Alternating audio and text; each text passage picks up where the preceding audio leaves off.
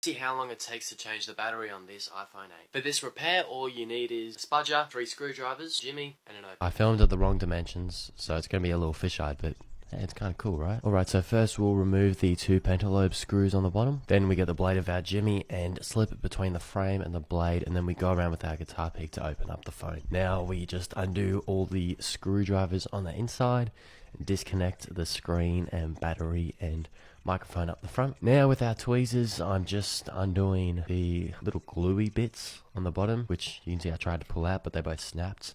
And then I tried to do the ones at the top, and I thought, you know what? I always just do it with brute force, to be honest, just from the bottom, just like that. Just pick right all the way under, and you can see I sliced the battery a little bit there. And then you just take